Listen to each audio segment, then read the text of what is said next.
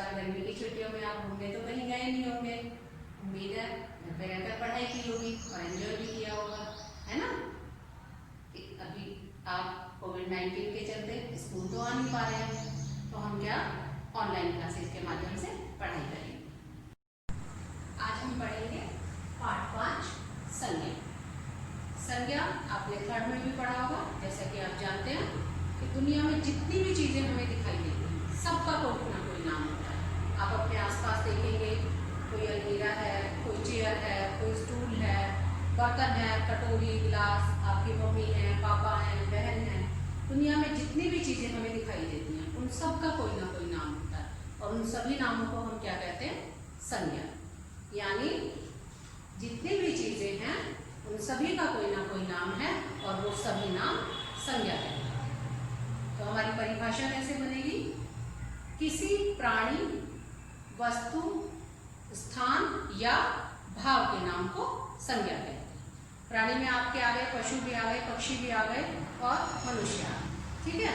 वस्तु जितनी भी ये थिंग्स तुम्हें दिखाई देती हैं। और स्थान आ गए, हमारा विद्यालय है, आगरा, दिल्ली, जयपुर, जितने भी स्थानों के नाम है वो सब स्थान।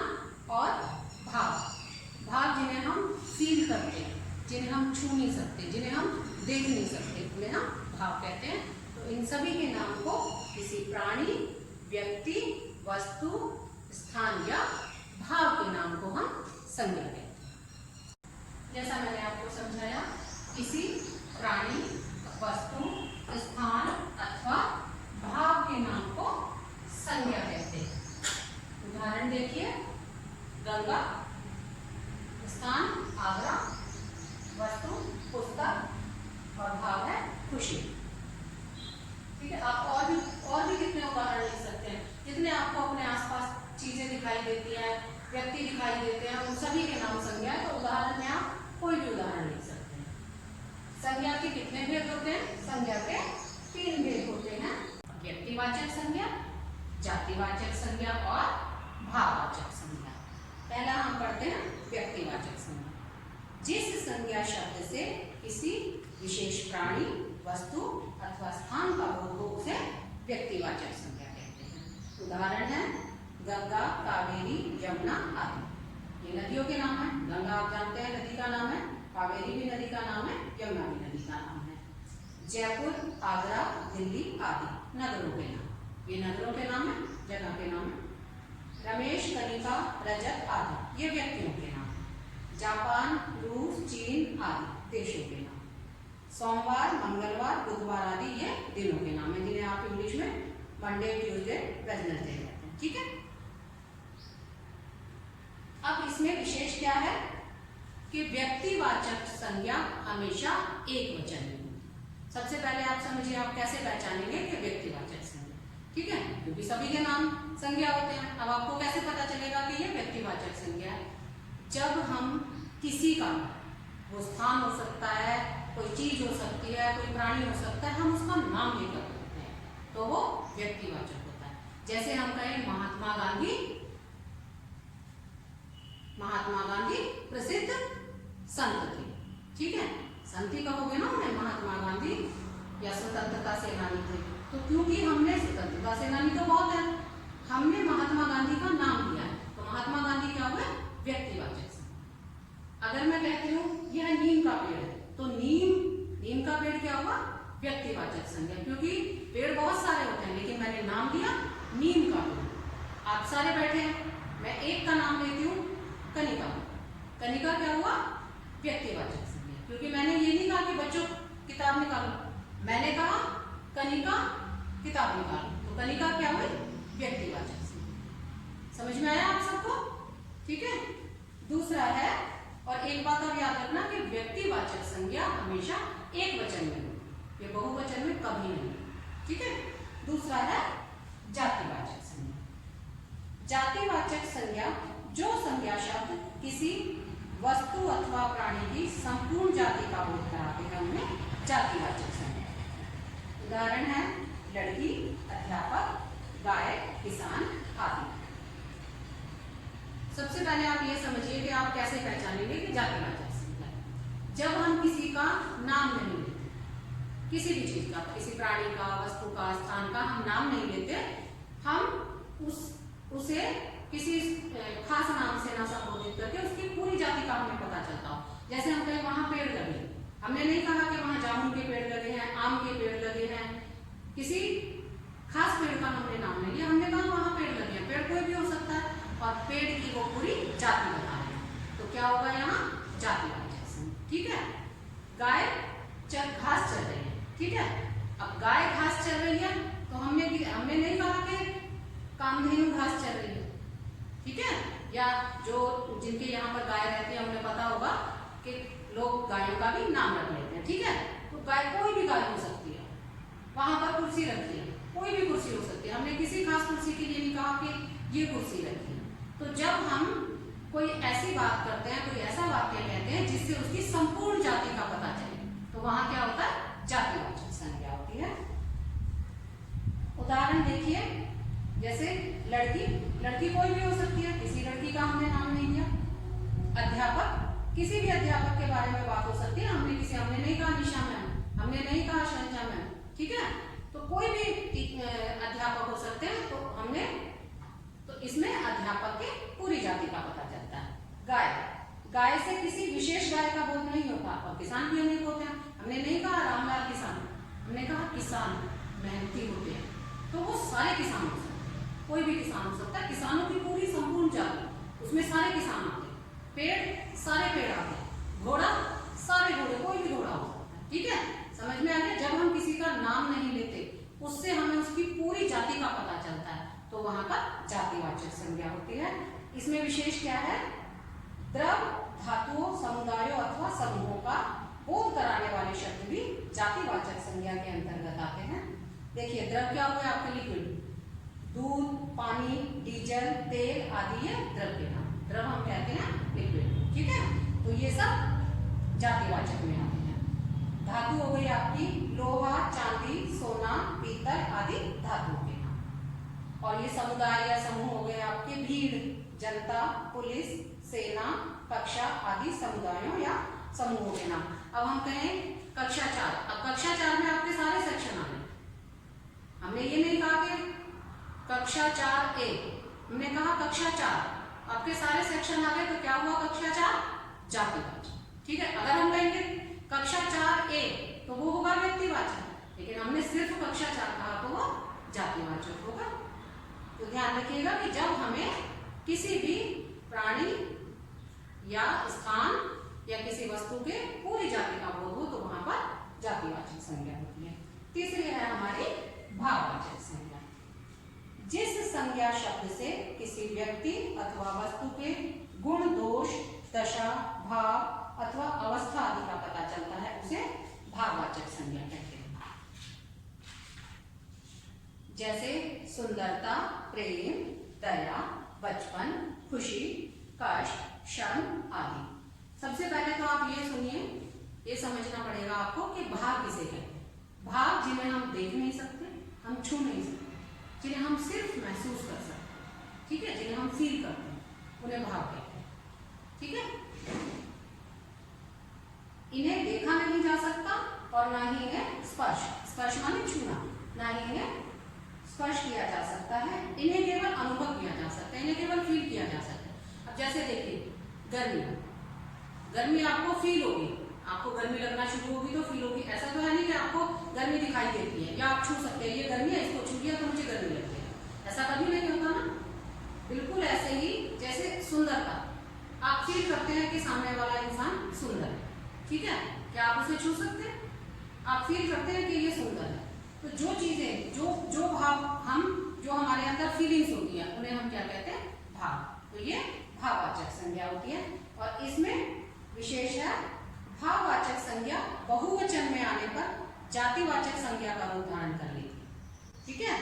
भाववाचक संज्ञा अगर जातिवाचक संज्ञा बहुवचन में आती है तो ये जातिवाचक संज्ञा बन जाती है। जैसे कष्ट आपको दिखाई नहीं देता ना, आप फील करते हो, आप दुख में, आप तकलीफ में हैं, आपको चोट लगी है, दर्द फील करते हो ना, तो ये कष्ट हुआ।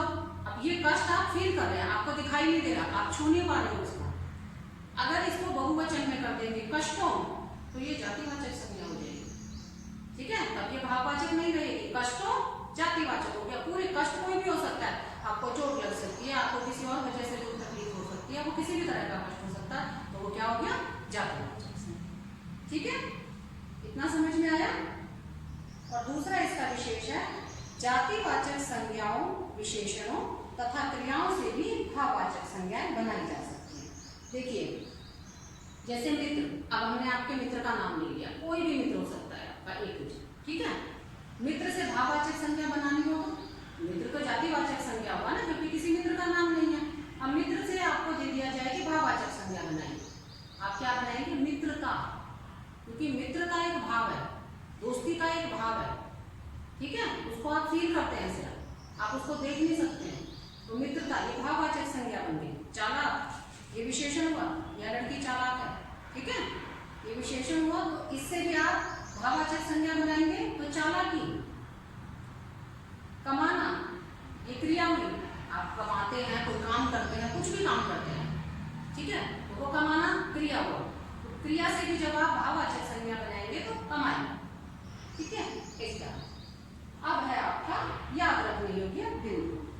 सबसे पहले आपको याद रखना है संज्ञा। संज्ञा किसे कहते हैं, किसी भी प्राणी, व्यक्ति, वस्तु, स्थान या भाव के नाम को, उसमें अवस्था भी आती है बच्चों। अवस्था जैसे गरीबी, बुढ़ापा, बुढ़ापा एक अवस्था है ना, स्थिति है, मनुष्य को बचपन आता है, यौवन आता है, उसके बाद बुढ़ापा आता है, तो ये अवस्थाएं हैं, ये भी भाववाचक संज्ञा है, ठीक है। तो याद रखिएगा, किसी प्राणी, वस्तु, स्थान अथवा भाव के नाम का बोध कराने वाले शब्दों को संज्ञा कहते हैं। और संज्ञा के कितने भेद हैं हमारे, संज्ञा के 3 भेद हैं, व्यक्तिवाचक संज्ञा, जातिवाचक संज्ञा और भाववाचक संज्ञा। किसी व्यक्ति, वस्तु अथवा स्थान विशेष का बोध कराने वाले संज्ञा शब्द व्यक्तिवाचक संज्ञा कहलाते हैं। आपको याद रखना है, जब हम किसी भी व्यक्ति, वस्तु का नाम लेकर करते हैं तो व्यक्तिवाचक संज्ञा होती है। जातिवाचक में है आपका, जब वो किसी भी व्यक्ति, वस्तु या स्थान की पूरी जाति का बोध कराते हैं, ठीक है। हम कहें इमारतें, समझ गए, हम ये नहीं कह रहे ताजमहल, हम नहीं कह रहे कुतुब मीनार, हम कहते हैं पुरानी इमारतें बहुत प्रसिद्ध हैं, अब उस इमारत में बहुत सारी इमारतें आ जाएंगी, वहां क्या होगा, जातिवाचक। तो आपको ध्यान रखना है, आपको अलग अलग पहचान है। समझ में आ रहा है ना बच्चों, ठीक है। तीसरा है हमारा भाववाचक। भाववाचक में जो चीजें आप देख नहीं सकते, छू नहीं सकते, सिर्फ फील करते, ठीक है, उन्हें हम भाववाचक कहते हैं। इसमें अवस्था भी आती है, किसी भी तरह की स्थिति, जैसे मैंने आपको बताया गरीबी, अमीरी, बुढ़ापा, ठीक है, ये हमारे क्या होते हैं, ये भाववाचक संज्ञा होती है।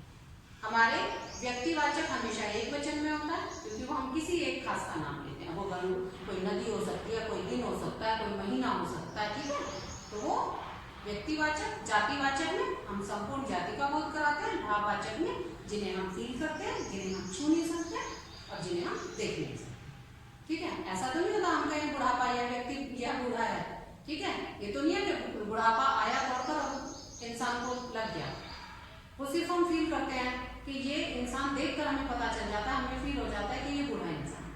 तो ये जो हम फील करते हैं इन्हें हम भाववाचक संज्ञा कहते हैं, ठीक है। ये आपको याद करना है, ये पूरा लेसन आप पढ़ेंगे अच्छी तरह से। जहां पर जो समझ नहीं आएगा, मैंने आपको पहले भी कहा है, आप जिस भी कॉपी में आप काम कर रहे हैं उसी के नीचे से पाठ 5 भी शुरू करेंगे। पुराना जो भी किया हुआ है न्यू कॉपी में करने की कोई जरूरत नहीं है, आप पुरानी कॉपी में करेंगे और आपको उसी के नीचे से शुरू करना है। जो समझ नहीं आएगा, हर लेसन के नीचे आपको वो टॉपिक लिख लेना है, जो टॉपिक आपको समझ नहीं आया, मैं आपको जरूर दोबारा समझाऊँ, ठीक है। आप ये लेसन अच्छे से पढ़िएगा। ये स्मरण रखने योग्य बातें जिसे हम पाठ के मुख्य बिंदु कहते हैं, ये पढ़ने हैं ध्यान से। सबसे पहले यही लिख लेना, उसके बाद हमारे प्रश्न उत्तर आते हैं। मौखिक प्रश्न है बच्चों हमारे, निम्नलिखित प्रश्नों के उत्तर दीजिए। मौखिक संज्ञा किसे कहते हैं, उदाहरण से समझाइए।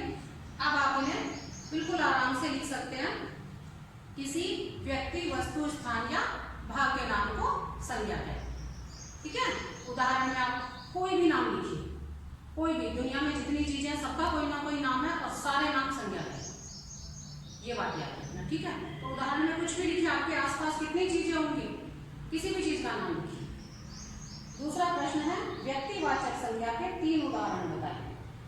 व्यक्तिवाचक संज्ञा आपको पता है किसी विशेष व्यक्ति, वस्तु या स्थान के नाम को व्यक्तिवाचक संज्ञा कहते हैं। ये सदा एकवचन में होती है। इसमें भी आप किसी का भी नाम लिखिए, जो भी आपको अपने आसपास दिखाई देता है या आपको याद रहता है। ठीक है, मैंने उदाहरण आपको बताए थे, गंगा है, ताजमहल है, महात्मा गांधी है। ठीक है, कोई भी विशेष व्यक्ति, वस्तु, वो व्यक्तिवाचक में आएंगे तो आप व्यक्तिवाचक के उदाहरण लीजिए। तीसरा है भाववाचक संज्ञा किसे कहते हैं। भाववाचक भी अभी आपको समझाया, पता है ना, जिन्हें हम देख नहीं सकते, छू नहीं सकते, जिन्हें हम सिर्फ फील करते हैं, महसूस करते हैं, तो उन्हें हम भाववाचक संज्ञा कहते हैं। तो भाववाचक संज्ञा की परिभाषा आप लिखेंगे, जिस संज्ञा शब्द से किसी व्यक्ति अथवा वस्तु के गुण, दोष, दशा, भाव अथवा अवस्था आदि का पता चलता है, उसे भाववाचक संज्ञा कहते हैं। देखिए, जैसे सुंदरता, प्रेम, दया, बचपन, खुशी, कष्ट, क्षण। गुण चालाक हो सकता है ना, चालाकी की, तो ये हो गया। मित्रता हो गई।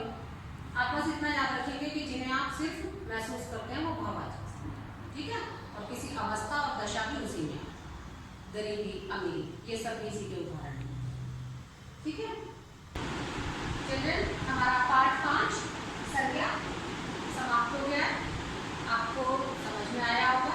ठीक है, एक बार आप खुद पढ़ेंगे और मौखिक प्रश्न उत्तर जो मैंने आपको कराए हैं, आप सब उन्हें एक बार पढ़कर अपनी मम्मी को सुनाएं। ठीक है, और देखेंगे कि आपको कितना समझ में आया, आपके कौन कौन से प्रश्न, 3 प्रश्न, कौन कौन से प्रश्न आपके बिल्कुल सही। इसके अलावा आप क्या करेंगे, बहुविकल्पीय प्रश्न और आपको शब्द दिए गए हैं, उसमें आपको व्यक्तिवाचक संज्ञा, जातिवाचक संज्ञा और भाववाचक संज्ञा, ये तीनों संज्ञा छांटनी है। तो ये आप अपनी पुस्तक में पेंसिल से करें।